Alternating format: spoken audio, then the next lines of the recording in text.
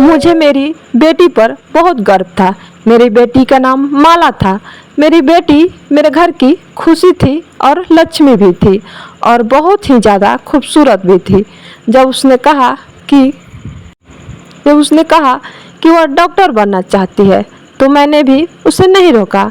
मैं क्यों उसे रोकती? मैं भी चाहती थी कि वह डॉक्टर बने, लेकिन हम लोग गरीब थे। फिर भी बड़ी मेहनत करके उसे डॉक्टर बनाया था। अभी उसके हाउस जॉब के दिन थे, यानी कि उसके बाद एक पूरी तरह डॉक्टर बन चुकी थी और अपना अलग से क्लिनिक भी बना सकती थी। लेकिन अभी वह नए डॉक्टरों की सूची में थी, इसलिए नए डॉक्टरों को ज़्यादा मेहनत का काम दिया जाता है। जैसे ही नाइट ड्यूटी वगैरह सब जानते हैं कि रात को जगना बहुत मुश्किल काम है। जब उसने मुझे बताया कि उसकी नाइट ड्यूटी रहेगी तो मैं बड़ी परेशान हुई। मैंने कहा कि जब तक तू घर नहीं आएगी बेटी, मैं परेशान रहूँगी। वह मेरी इकलौती बेटी थी। मेरे दो बेटे भी थे, लेकिन जो प्यार मुझे बेटी से था वह प्यार बेटे से नहीं था। उसके पापा भी उससे बहुत ही प्यार करते थे। घर में उसकी एक बुआ भी रहती थी, वह भी उसे बहुत चाहती थी। उसने कहा कि मैं ड्यूटी बदलवाना नहीं सकती, ऊपर से ऑर्डर आया है। आप परेशान मत होना, अस्पताल में मैं अकेली थोड़ी हूँ, और भी कई लोग होते हैं। उसने बड़े प्यार से बड़े तरीके से मुझे समझाया। मैंने क्या मसला, और लेकिन वह बड़ी जिम्मेदार थी। डॉक्टर के पास कहाँ वक्त होता है कि वह एक गिलास पानी भी पी ले, और वह नाइट ड्यूटी का डॉक्टर वैसे ही बड़ा बिजी रहता है। लेकिन फिर भी वह रोज़ मुझे फ़ोन करती थी, पर आज उसका फ़ोन नहीं आया तो मैं बड़ी परेशान हो गई। जब मैंने फ़ोन किया तो बेल तो जा रही थी, लेकिन कोई फ़ोन नहीं उठा रहा था। मैं परेशान हो गई। मैंने फिर से फ़ोन किया, लेकिन वो उठा नहीं रही थी। आज तक ऐसा नहीं हुआ था कि वो मेरा फ़ोन जाए और वो ना उठाए। अब मैंने उसकी दोस्त पर भी नंबर मिलाया, वह भी फ़ोन नहीं उठा रही थी। मैं हैरान थी। अब इनके अलावा दो मेरे पास और कोई नंबर नहीं था। मैं किसको फ़ोन करती? फिर उसकी दोस्त ने फ़ोन उठा लिया। मैंने कहा, बेटा माला कहाँ है? वह फ़ोन नहीं उठा रही है। तो उसने कहा कि हम भी उसे तलाश कर रहे हैं। यह बात सुनकर मैं हैरान रह गई। क्या मतलब तलाश कर रहे हो? क्यों? क्या वह कहीं गायब हो गई है? मुझे लगा कि वह मजाक कर रही है, लेकिन उसे ऐसा मजाक नहीं करना चाहिए था। उसने कहा, मैं आपको थोड़ी देर बाद फ़ोन करती हूँ। असल में माला कहीं मिल नहीं रही है। मुझे लगा कि अस्पताल बहुत बड़ा है तो शायद वह कहीं व्यस्त होगी, मिल ही जाएगी। आप परेशान नहीं हो? मैंने कहा, अच्छा अस्पताल तो बहुत बड़ा था, एक दिन में आप पूरा अस्पताल देख भी नहीं सकते हो, क्योंकि साथ ही कॉलेज भी है। मैंने उससे कहा, मैं थोड़ी देर बाद फ़ोन करती हूँ। वह बोली, ठीक है आंटी। मुझे उसकी आवाज़ में बड़ी परेशानी महसूस हो रही थी। पता नहीं क्या बात थी। मैंने थोड़ी देर बाद फिर फ़ोन किया और कहा, माला से बात करवा दो।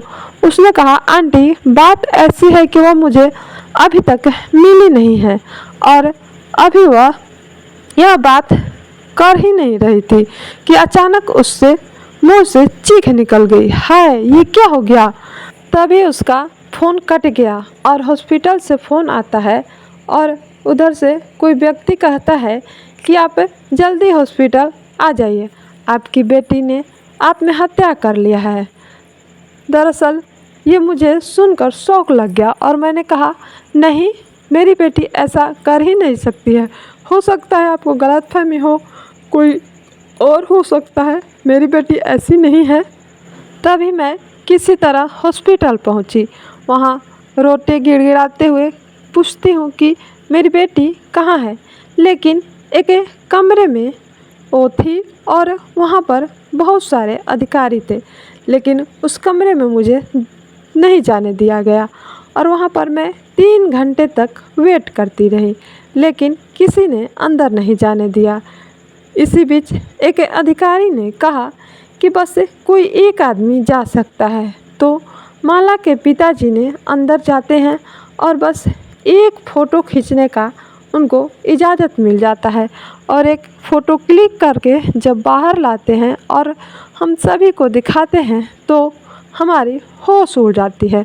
दरअसल हमारी बेटी के साथ शायद रेप हुआ था और हम देखकर चीखने लगे, रोने लगे, चिल्लाने लगे और मेरी बेटी बिल्कुल नग्न अवस्था में थी। दरअसल उसके साथ हैवानियत हुआ था और उसके आँखों से खून निकल रहा था और उसका पैर 90 डिग्री में था और उसके पैर की हड्डी ऐसा लग रहा था कि जैसे तोड़ा गया हो। तभी एक लड़का आता है और पूछता है कि आप डॉक्टर माला जी की मम्मी है? तो उसके साथ बहुत बुरा हुआ है और मुझे बताने लगा और मुझे बताते बताते मैं सुनते सुनते बेहोश हो गई। जब मैं होश में आई तो मुझे पूरा डिटेल बताया गया और मेरी हालत बुरी होती गई। मुझे बस दूर से माला की एक झलक दिखाई गई और इसके बाद मुझे पीछे कर लिया गया और उसकी बॉडी को पोस्टमार्टम के लिए ले गया। मेरी हालत इतनी बुरी हो गई थी कि मैं चीखना शुरू कर दिया। मुझे उसकी दोस्त ने संभाला। मेरे चिल्लाने की आवाज़ पूरे अस्पताल में गूंजने लगी। सबको पता चल गया कि क्या लग रहा है, माला की माँ आ गई है। उन लोगों का कहना था कि नाइट ड्यूटी पर थी और उसके बाद अचानक से कहीं गायब हो गई। उसको कोई मरीज बुलाने के लिए आया था। फिर हम लोग उसे सुबह ढूंढते रहे, तलाश करते हुए हमें नहीं मिली और फिर एक अंधेरे कमरे में वह हमें ऐसी हालत में मिली। हमें लगता है कि उसके साथ यह सब कुछ करने वाले शायद 8 से 10 लोग थे, लेकिन यह कौन थे, कहाँ से आए थे, यह किसी को नहीं पता और वह अब इस दुनिया में नहीं है। लगता है उसने खुदकुशी कर ली है। अस्पताल वाले ने हमें बहुत ही तंग किया, बहुत जलील किया। हमें बॉडी नहीं दे रहे थे। कभी कह रहे थे कि आपकी बेटी ने लगता है अपने किसी दोस्त को बुलाया था और मामला खराब हो गया। कभी कह रहे थे कि एक दोस्त नहीं था, 4-5 तो लोग थे, यानी कि 4-5 बॉयफ्रेंड थे। कभी कोई बात और कभी कोई बात। जो बॉडी की हालत थी वह हम ही जानते हैं। किसी तरह से आखिरी रीति रिवाज किए गए, लेकिन अब हमारे पास कोई सबूत नहीं था। सारा देश हमारे बेटी के लिए खड़ा था। सब उसकी तरफ से मांग कर रहे थे, लेकिन हमारे पास ऐसा कोई सबूत नहीं था जिसमें हमें यह पता चल सके कि क्या हुआ है। अस्पताल वालों ने जो रिपोर्ट जारी की थी उसमें लिखा था कि डॉक्टर माला ने आत्महत्या कर ली है, लेकिन वह ऐसा कैसे कर सकती है? वह तो मुझे कुछ बताना चाहती थी। घर में हंसती हुई निकली थी। इसकी आंखों में ढेर सारे सपने थे। फिर एक ऐसा इंसान कैसे आत्महत्या कर सकता है? वह डिप्रेशन में भी नहीं थी, वह बिल्कुल ठीक थी। उसके साथ कुछ मसला नहीं था। हमने कहा कि उसका फ़ोन कहाँ है, उसे हमें दे दो, उसका बैग वगैरह दे दो। उन्होंने हमें सारी चीज़ वापस कर दी। उसकी चीज़ें ऐसी थी जो टूट चुकी थी, लेकिन उन्होंने हमें माला का फ़ोन नहीं दिया। हम हैरान हो गए कि फ़ोन क्यों नहीं दिया, तो कहने लगे यह सबूत के तौर पर हमारे पास रहेगा। लेकिन उन्होंने राहुल नाम के लड़का से जब खुद कह रहे थे कि आत्महत्या की है, तो फिर सबूत किसको दिखाना था? बहुत कोशिश की थी किसी तरह उसका फ़ोन मिल जाता, क्योंकि फ़ोन से ही पता चल सकता था कि उसकी ज़िंदगी में क्या चल रहा था, लेकिन उन्होंने उसका फ़ोन हमें नहीं दिया। इस बात को 3 दिन गुजर गए थे और 3 दिन से मैंने अपनी बेटी को इस दुनिया से जाते हुए देखा। मेरी बेटी इस दुनिया से तो चली गई, यह बात तो सारे देश में फैल चुकी थी, तो फिर उसको क्यों नहीं पता चला था? लगता है मेरी जो हालत थी मैं नहीं जानती हूँ। एक तो मेरी जवान बेटी, जिसको मैंने मुश्किल से डॉक्टर बनाया, इस दुनिया से चली गई और यह जानती हूँ कि वह कैसे गई। मुझे रातों में नींद नहीं आती थी। मैंने पूरी रात भर रोई और सब लोग इंसाफ मांग रहे थे, लेकिन जो मेरे साथ हुआ था वह कभी ठीक नहीं हो सकता था।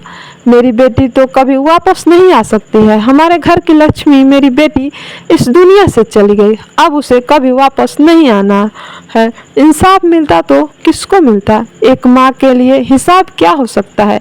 क्या मुझे मेरी बेटी को वापस कोई लाकर दे सकता है। एक हफ्ता गुजर गया तो माला की दोस्त अचानक हमारे घर आई और उसने कहा कि मुझे माला की तरफ से एक वीडियो मिली है। उसने कहा कि शायद माला ने उसी वक्त इस वीडियो को भेजी थी, लेकिन मैंने भी नहीं देखी। मैं बहुत व्यस्त हो गई और डर भी गई थी, क्योंकि मुझे धमकाया गया था और कहा गया था कि अगर कुछ कहा तो अंजाम अच्छा नहीं होगा। उसने बताया मेरे पास माला की आखिरी वीडियो है, इसके अलावा हमारे पास उसकी कोई याद नहीं है। वीडियो में 45 मिनट लंबी है। मैंने अब तक देखी नहीं है, लेकिन मैंने सोचा कि आपको बताना जरूरी है। हमने तुरंत वीडियो को टीवी से कनेक्ट किया ताकि सभी लोग देख सकें। सभी माला को देखना चाहते हैं, लेकिन जब वीडियो देखी तो सब हम हैरान हो गए। ऐसा लग रहा था जैसे यह वीडियो उस पल की है जब हम लोग वहां से चल गए थे। माला की कसम खाकर कह रही है कि वह जिंदा थी और उसने यह वीडियो बनाकर अपने दोस्त को भेज दी थी। शायद उसने उसे अपने अकाउंट में डिलीट कर दिया था, इसलिए उन लोगों से हमें नहीं पूछताछ किया। आपको वीडियो मिली है या नहीं, इसकी हालत बहुत बुरी थी। उस वीडियो में था कि दरअसल माला बेटी के साथ एक दरिंदा होता है जिसका नाम संजय राय होता है। दरअसल उसी ने उसका रेप कर उसे मार डाला है और उसे फांसी की सज़ा की मांग की है हमने। अगर आप भी इस वीडियो से सहमत है और हमारी बेटी को इंसाफ दिलाना चाहते हैं, मेरी डॉक्टर बेटी को इंसाफ दिलाना चाहते हैं, तो इस वीडियो को लाइक शेयर कमेंट ज़रूर करें और मेरी बेटी के लिए एक कमेंट ज़रूर करें दोस्तों।